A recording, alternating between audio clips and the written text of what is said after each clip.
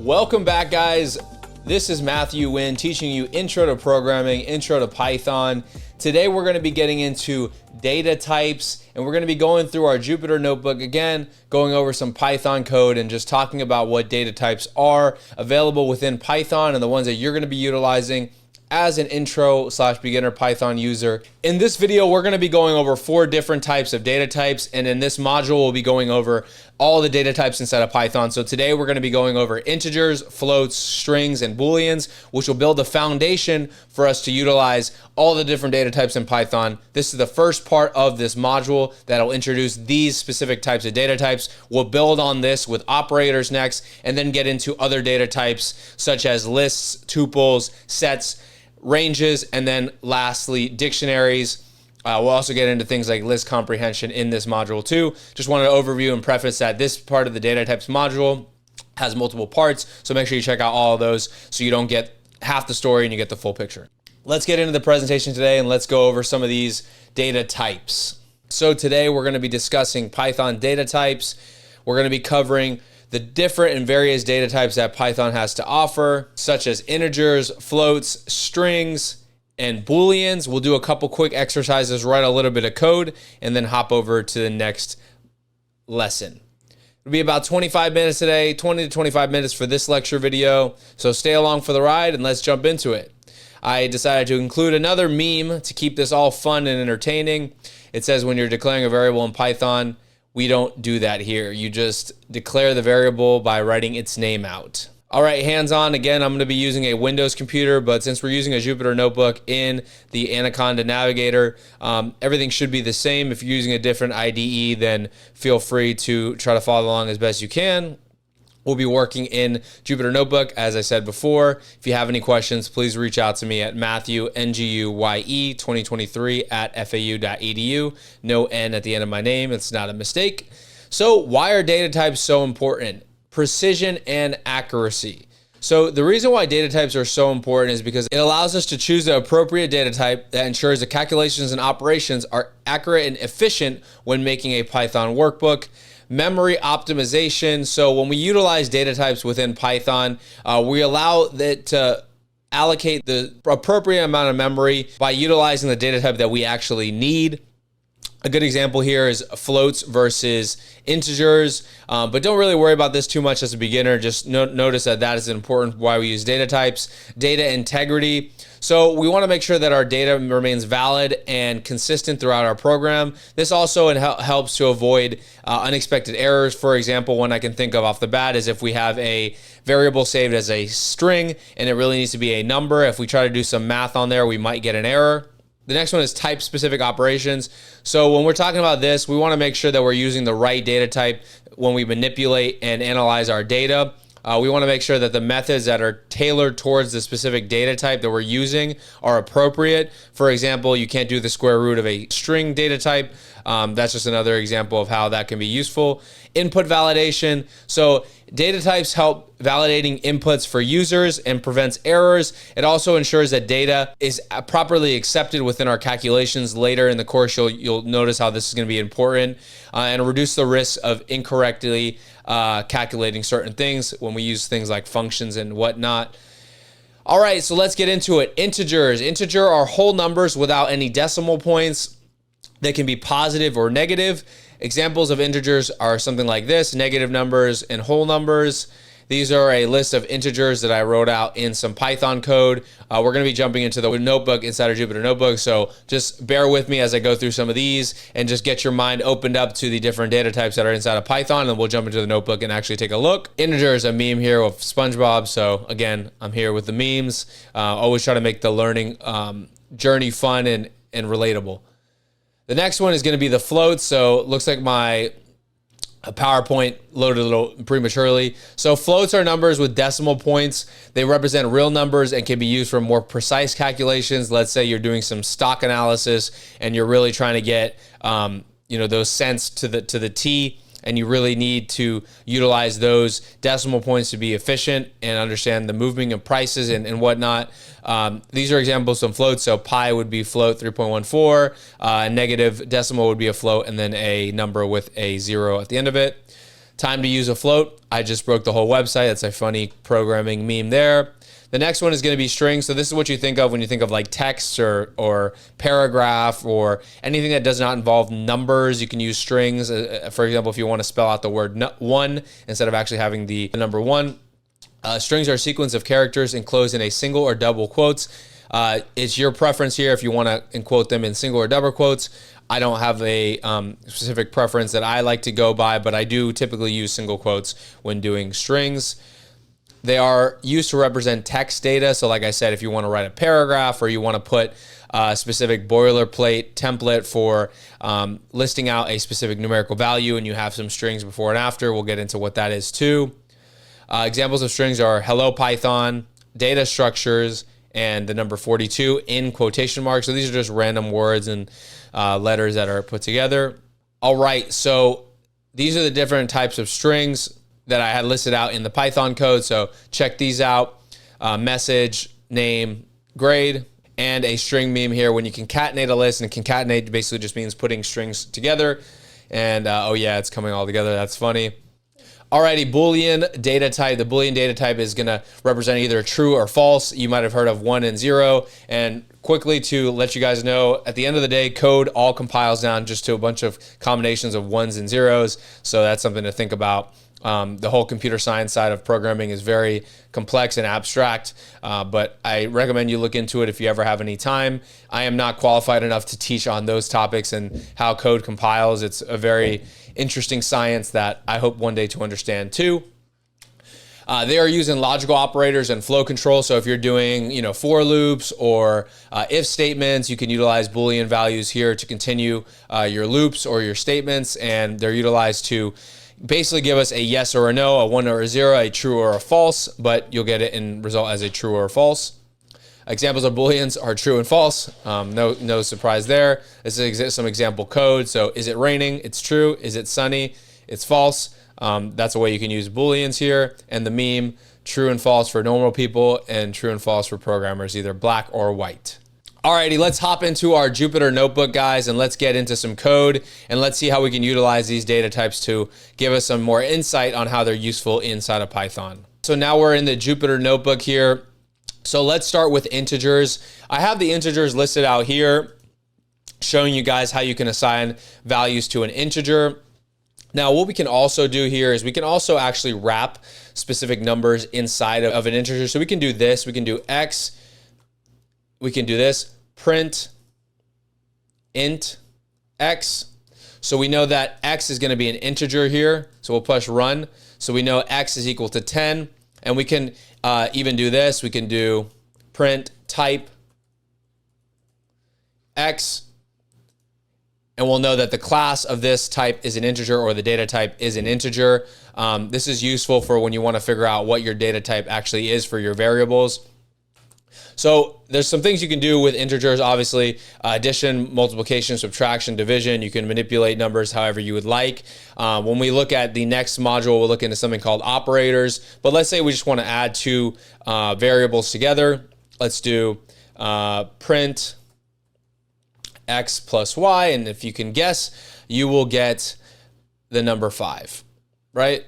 Awesome. So that is integers in a quick and summarized form.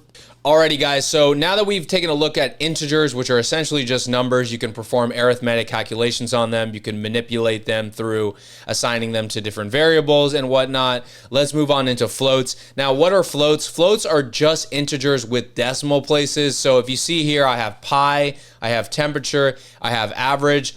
So we can do the same thing in this block of code. We have these different variables. Let's print the type of pi, that variable pi, and let's see what we get. Let's run the code. We're gonna get the class as a float. Again, let's just print pi. We got 3.14. As you can see, we got the decimal place here. Now let's say we wanna change this variable pi. Let's change it to number. Let's do number equals 3. So let's say we wanna print 3 as a float. So we can do print number, or print float number.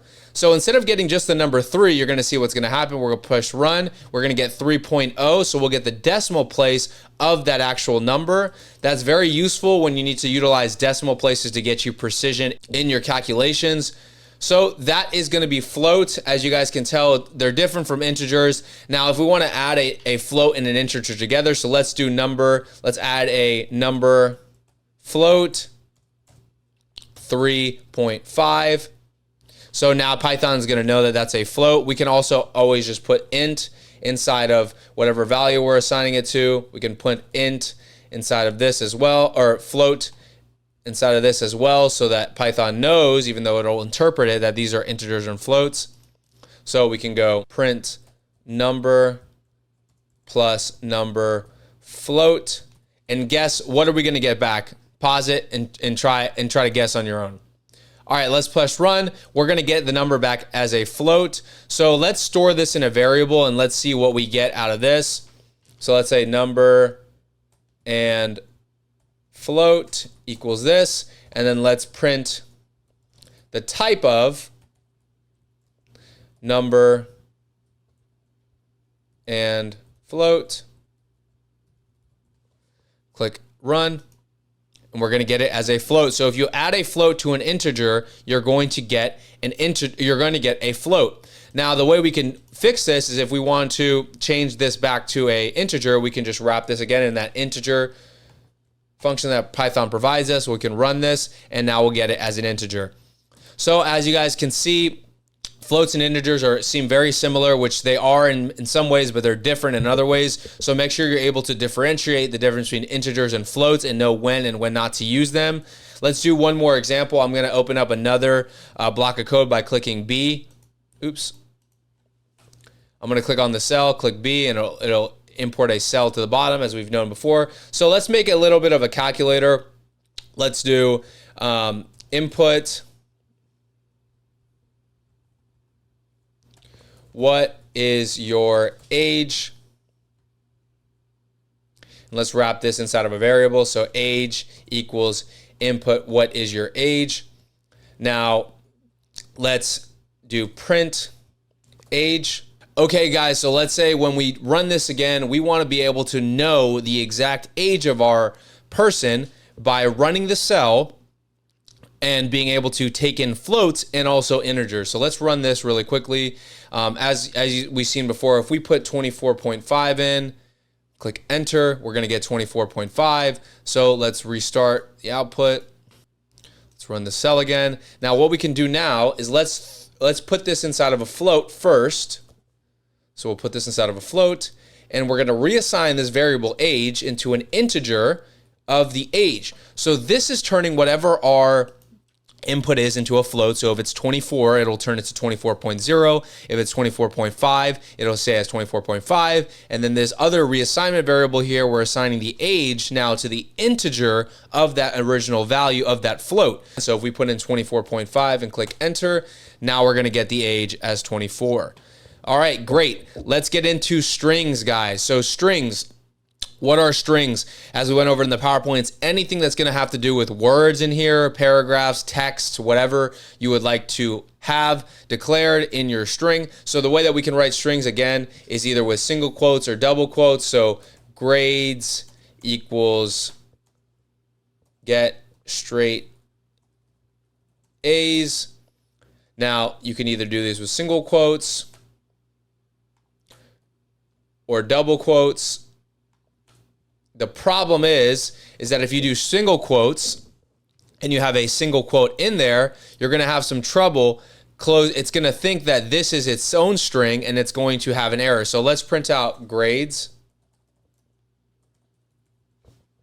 So click run. We get an undetermined string literal at line 6. So it's thinking that the A's and the AS when in my string is actually a new string here, and it's not being completed with the other quotation mark. So that's when I would use double quotes. So let's get straight A's, and let's run this again, and it'll print that string. So that's one way you can use single and double quotes together. There are things like string literals that you can use as well. So when we use something called string literals or formatted string literals, there are ways that we can manipulate our string, but we'll go over that later in the course. It's a little bit complex, especially when you're trying to get into learning the basics of Python now. So let's also look at some other things we can do with strings. So let's say we want to concatenate this entire message. So we can say print message, comma, name, comma, grade, right? So let's see what that gives us. Welcome to Python, John Doe. First grade, right? So that's not terribly bad or unhelpful, but what we can also do is we can add other strings inside of our print statement. So let's change this up a little bit so it can make a little bit more sense. So welcome to Python, John Doe. Let's change grade to message. You'll do great, exclamation point, right? So what we can do is let's go down to the print statement. So we'll do print message, comma, name. And instead of another comma, so we'll do print message plus, let's do a space. So we can throw a plus sign to add another string, and it's just an empty string. We'll do plus name plus space, and then take out the space here because we're adding a space down here, plus message, close that out. Oops, I did message twice, so let's change this to encouragement.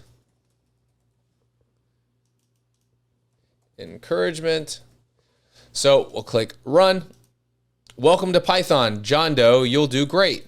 How can we make this a little bit easier? So instead of the name, instead of just having a static name, let's do input your name. Now let's run this again. Your name is, let's run this again. My name is Matthew Wynn. Let's click enter. Welcome to Python, Matthew Wynn, you'll do great. So that's the way you can utilize strings and string concatenations to make sentences. Let's do one more. We can do age. Let's comment this all out by putting some hashtags in front of this. So we can put age equals input. What is your age? Let's copy this. Paste this down here. Name, input. What is your name? Now let's have a variable here. So we'll do print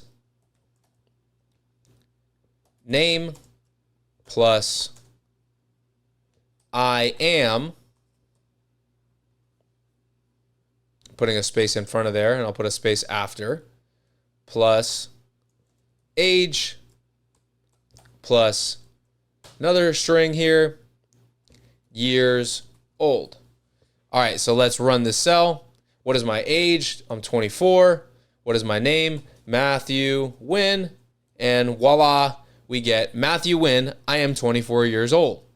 That's a way you can concatenate strings, and you can utilize that as well. Okay guys, so this is great, but let's say we want to save the age as an integer. Let's say we want to do some calculations on it after. So what we can do is we can just put the int in front of the age here to make sure that it is an integer, and we can put a string in front of the age here so this turns it back into a string. Let's run this cell. What is my age? I'm 24. My name is Matthew Wynn. Click enter. Matthew Wynn, I am 24 years old. Now let's print the data type of age. Print the type of age, so type. So we'll print this, type age, click run. 24, Matt. And we get this as an integer. This might be useful because maybe we're printing an output where we need to put that string out, but we want to make sure that the age is saved as a variable, because if age is saved as a string, we'll not be able to add it. Now let's say age was saved as a string, so I'm going to restart the kernel and run this. So click run. What is my age? 24. Now let's get print type age. Let's click run. 24.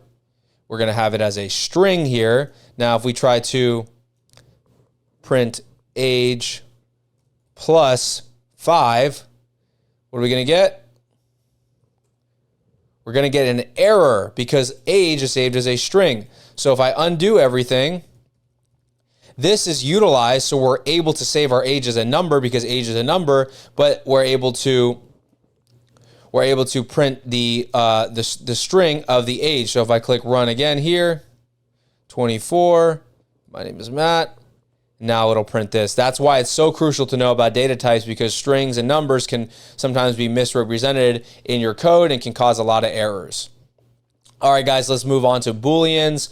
So Booleans is either true or false. So if we print is raining, let's run this cell, we'll get true. And if we print is sunny, we will get false. Now, this is super useful in our if statements and our conditionals, so we're going to get into those later on in this course. If I do this quick if statement, you'll see how this works. So let's run this. Since is raining is true, this if statement prints this.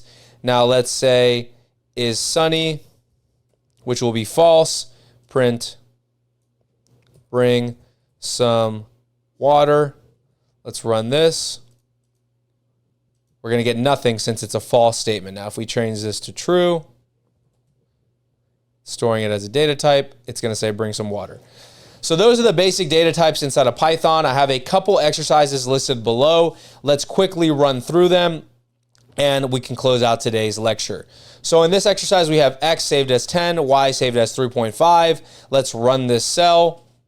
We get the sum being 13.5 because we're adding the 10 and the 3.5 here. Subtraction is going to be the x minus y, x times y to get us this 35. And then the division, we're going to get this number. So let's actually do a type of, and let's see what we get. Maybe pause the video to see if you can guess what the type of each of these are going to be. So we're going to print type of the sum results.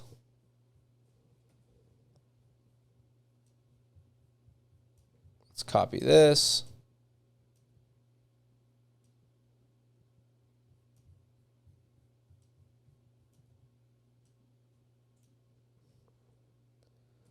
Let's copy this variable in here.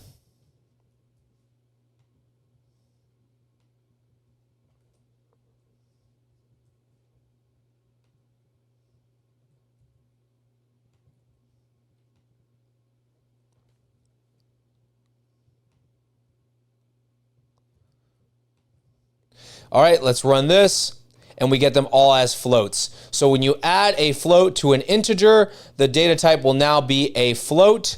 Let's just, for fun, let's get the type of each of these. So print type x, print type y.